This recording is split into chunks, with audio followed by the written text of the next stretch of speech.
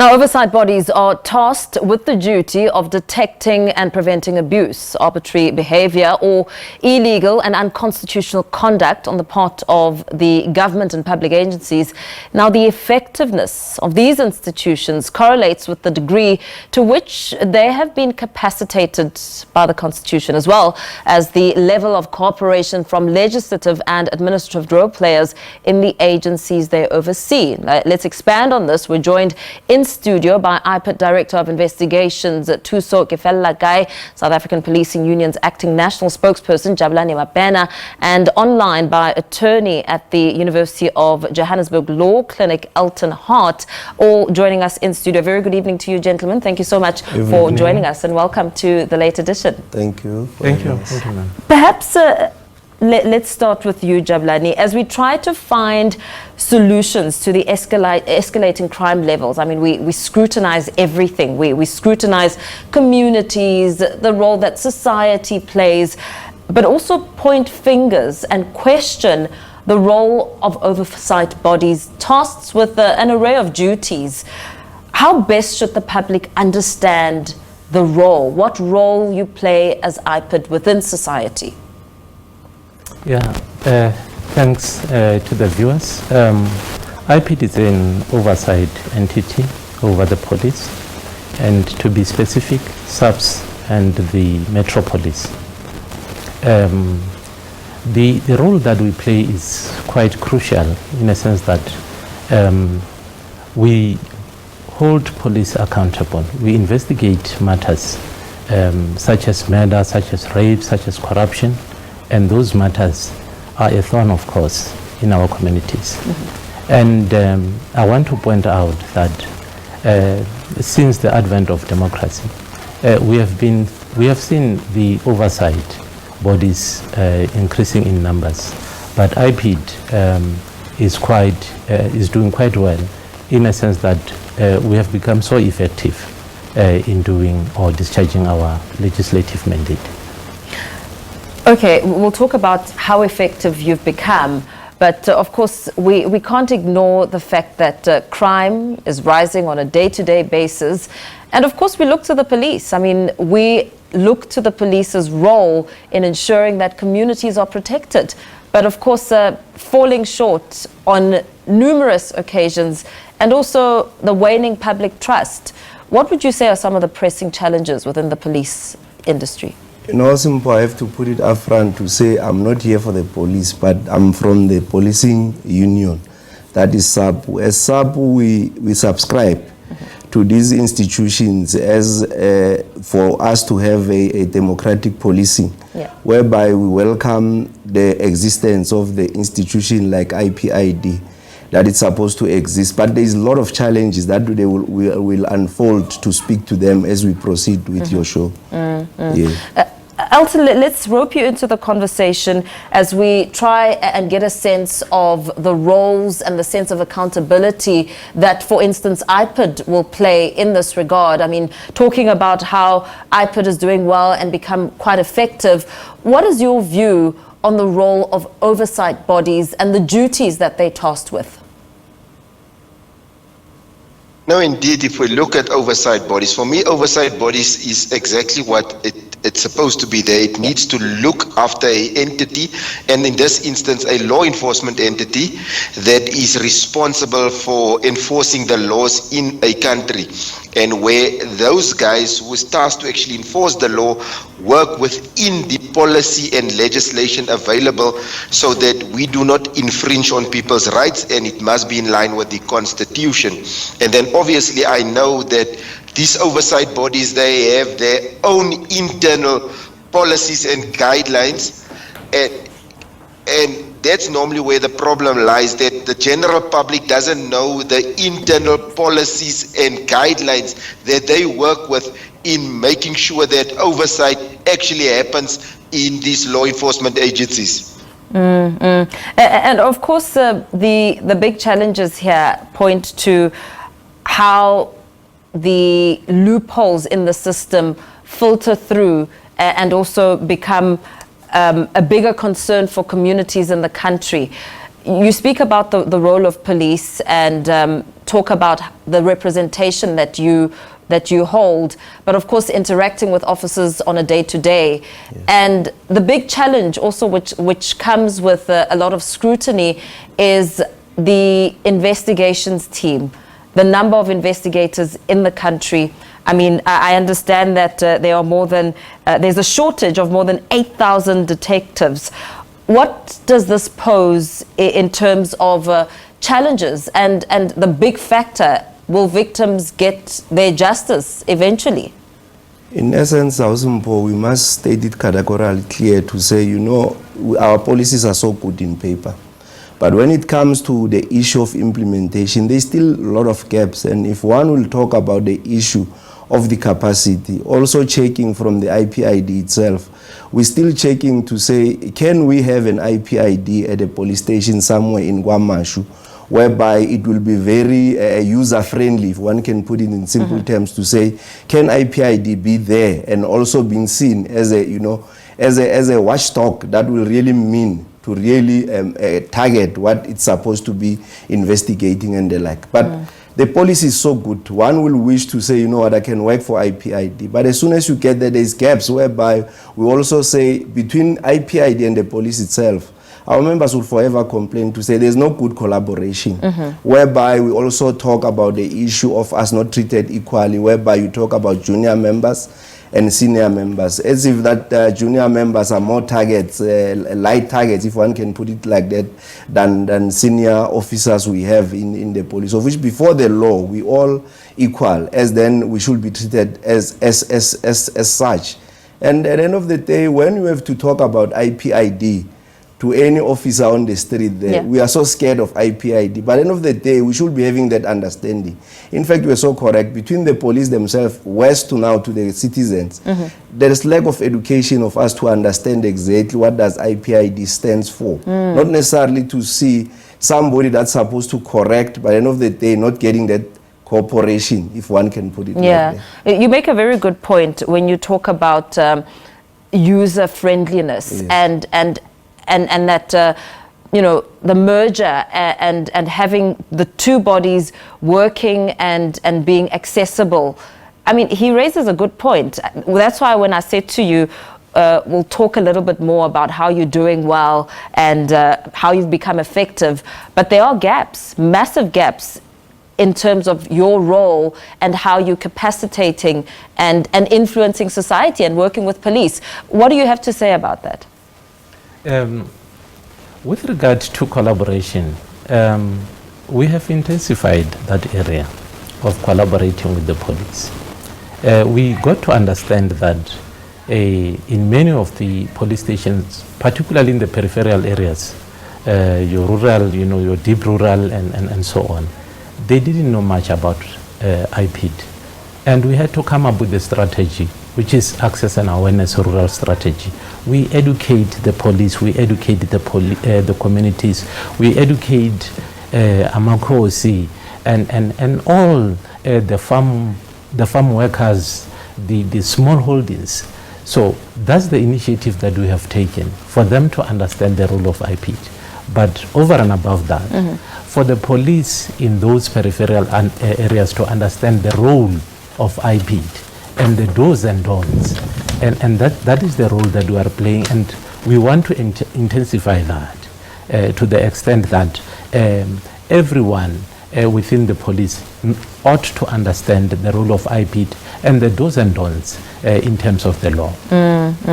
And I mean, we will expand on that. Let me just rope Elton into the conversation. Elton, collaboration seen here as the big factor which is needed to ensure that there is some sort of thread that binds the IPID and police in ensuring that in the end of it there is justice, communities feel safe. How best do you think that IPID can become more visible and accessible and user-friendly insofar as the oversight role is concerned and making an impact in society? Yes, Simple. If we look at some of the police stations around the country, and I'm sure Mr. Thuso Keefelakae, he knows exactly what is the police stations around the country that's renowned for our corrupt activities where police officers are involved in, because that's the biggest concern for the public, that they say some police officers are involved in these corruption, hence cases are not finalized or cases don't actually get to a court so that they see justice. So I would think that they most probably need to target these ones. And as the spokesperson for SAPU has said, they want to sort of half educate the people. But if you know the trouble police stations, let's go to the trouble police stations. Let IPID be visible in these trouble police stations where corruption is seen as something rife. And maybe to educate the public, but also to make these police officers that thinks about overstepping the lines, that somebody, Big Brother, is watching you. And maybe by that, create the awareness, and maybe eventually when, and I know resources is a problem, because they depend on the national budget for the police services, so that one can say that maybe at some you have like a help desk that specifically deals with IPID matters at a police station, so that the public feel that they can go and report there. They don't need to go through the police station to get to IPID, because sometimes they feel like the police and IPID then works together to actually suppress cases, and then the cases don't get to finality, or they don't get justice. And that's sometimes the lack of collaboration, and also for police officers to actually trust IPID, because I know there's a general tendency out in the police force that they don't trust IPID, because if they see IPID, they're thinking one of the members is getting fired or investigated to be fired. I mean, Jabu has just said that they're afraid of IPID. Do you think that the fact that Big Brother Jabu could be watching would be effective? Would it be helpful in instilling some sort of trust within the community, for one, when it comes to relying on a police station and trusting that the police are doing their job, they're doing all they can, and without, well, eradicating the elements of corruption, where you don't find a community which says there's a drug den in the community, the police come here every afternoon to collect money, we see them, when we call for help, it falls on deaf ears. Do you think that if IPID, as you recommended, was installed in the police stations, that in fact would play some sort of role? Definitely, because it will be showing the close impact that they can be doing. To say if, they will simulate the camera. If you're working in the office where you know there's a camera, you'll behave. But also we wanted to also say something around the issue of corruption. From the side of IPID, I don't know if in their successes they usually talk about corruption. In completing the cycle of a corruption, there's two people involved. There's a corruptor and a corruptee. Now, in not saying that we promote that shouldn't be taken to be as such. But at the end of the day, it also opened loopholes to say you'll only arrest the police officer to say he's corrupt. But you didn't complete the cycle. At the end of the day, you'll be saying that the same police officer will be on the road and will say IPID is not working. At the end of the day, we also have to also talk about the issue of trust and good faith. Some of our colleagues from the side of IPID, they will only be doing this to be spiteful of certain things, whereby you will be approached, as giving an example, to say you'll be approached by an investigator from IPID, having just one form that says, we call it SAP 15, that says on the date like this, you were on duty. Can you please give us the statement as to say what have happened? Because there's one car that crossed the border to Mozambique. During that time, IPID, it's as if now it's a law unto himself to say that they will persist to say you give a statement, forgetting that you are also a citizen, that you have to also practice your rights of saying that you should be allowed to consult your lawyer, also recap on whatever that have happened. But if you reduce such a statement without, you'll end up answering something that is wrong, and then later on, such will incriminate you, whereby you have a right to really have to consult your legal practitioner for that issue. And then the issue again that the colleague have touched on, the issue of a budget. Like as SAP, we have to commend our minister, that we forever gonna see our minister attending funerals, of which we commend more than anything. But at the end of the day, we also see that as SAP will go to portfolio committee, will have, the inputs that speaks about bringing like the anti-corruption units that they have to be there, whilst maybe this gap can be closed between the IPID and the actual station that is somewhere in the deep rural areas to really take care of situations that are also there in assisting and also bringing. Like my colleague Thuso brought the issue that speaks about them going to the communities, to Amakos and the likes. I have a document that speaks about the bill of IPID. If you allow me, can I read it? Yeah, sure. It's under section 5. It says parliamentary procedures. I will just read 5.2. It says the state law advisors and the Ministry of the Police are of the opinion that it is not necessary to refer the bill to the National House of Traditional Leaders in terms of the section. I don't want to get there. Yeah. But at the end of the day, that simply means abantu baphila under amakhosi. If you exclude amakhosi, that they have to have a knowledge of what is contained in this bill, we are also missing a point. At some stage, I spoke about the issue of good faith and the issue of trust. Sometimes to report as a community member because you want to dilute the investigation that is against you by the police. In other words, you just report me as a police to neutralize me to deal with your case. Because at the end of the day, if IPID knock at my door, I can even lose the interest of also pursuing the case that I have to investigate. In other ways, like we will be shifting the focus, just space that the misuse that the community can be doing against, us as police to IPID. Because I'm just shaking here to say there's other people that they will to be found to say that they've reported something that is wrong, unfounded, far-fetched. But enough that there's somebody. Let's give him a chance to respond to some of the comments you've made. I mean, talking a bit about a misalignment, trust issues, and also speaking about ways in which the gaps can be closed. They seem too wide. I mean, you speak about fear as opposed to respect, or a unit that should be more respected than feared, respected for doing good work and closing the gaps and ensuring collaboration. What do you have to say to some of what Jabu said? As IPID, and I want to be blunt on this one. Yes. That we are effective, and then we have got teeth to bite. For those police that are corrupt, for those police that are killing their wives and children and innocent people, we are not going to compromise on that part. We are going to make sure that they go where they belong. Yeah. We won't compromise on that part. But I want to point out something that is very crucial and that needs to be understood within the context, that there are instances where the police would go and attend a matter which is of a serious nature, because they have to be faced up with the criminals that are armed to the teeth.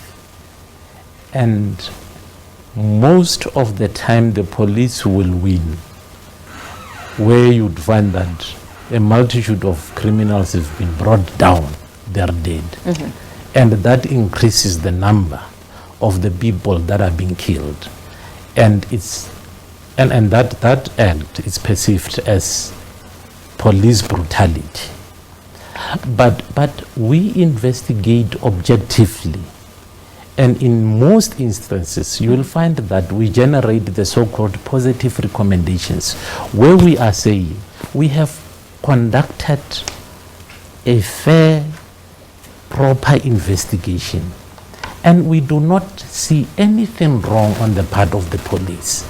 But we would have done justice to the investigation, irrespective of whether the criminals were wrong or right. So, but the fact of the matter is, we ought to investigate each and every case without fear, favor, or prejudice.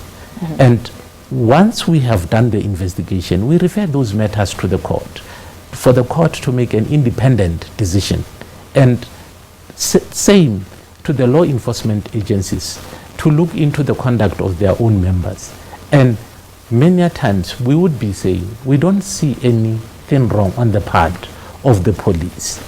But where we find something wrong on the part of the police, we won't hesitate to act. Yeah. Exactly. He touched on the conduct of, he spoke about rights, human rights, and how the approach is from IPID, and what, in essence, it would then lead officers to confessing when they're not meant to, and things like that. Is there any sort of improvement that can be made in the conduct, in the overall conduct, as you try and scrutinize the matter?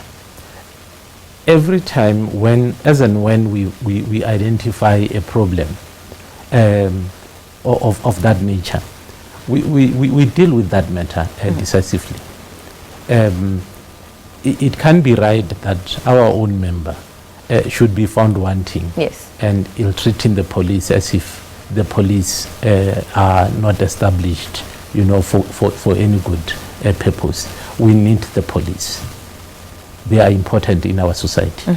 So our investigators are trained, and as and when we get a report that says there is this type of a matter that wherein there is a complaint, we deal with that matter to the point where we find a workable solution. That's just, unfortunately, we've run out of time, but I want to bring in Elton quickly.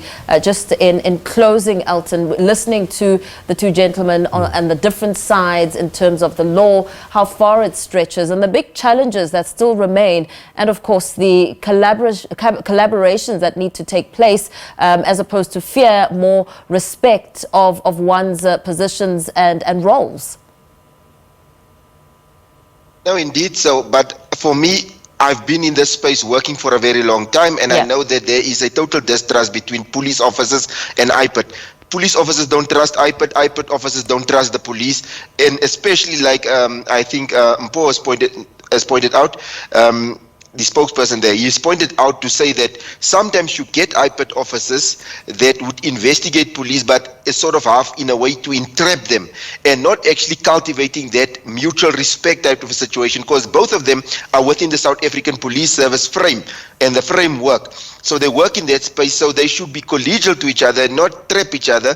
And I'm not saying now they should sort of handle corrupt cops with gloves and stuff like that. Yeah. But sometimes you get also, and there's that spiteful element. I don't like you, so I'm going to set a trap for you and actually get you into a pickle where you're not supposed to be. Maybe you just misinterpreted how you should follow internal policies and processes, and then you get charged for it, and they make your life a living hell because they don't like you. Your face is not likable compared to as being collegial to your colleague and say, listen, yeah, this is the policies, this you've transgressed, but sending him on the remedial part is rather than I'm prosecuting you, and they all tend to prosecute their colleagues than actually sending them on the remedial part.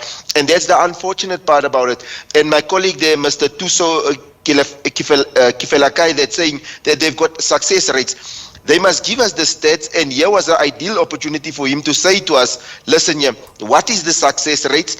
And he missed that opportunity. I'm sorry to say that. And the thing is, like, I don't feel, because the amount of corruption where police officers are involved is still very, very high. So for him to say that they are successful, if they are successful, that rate should be declining. But on the contrary, that rate is increasing. So for me, it shows that the fear is there, but the success, I question that statement there. Yeah, very well. Thank you so much for weighing in there. Attorney at the University of Johannesburg Law Clinic, Elton Hart.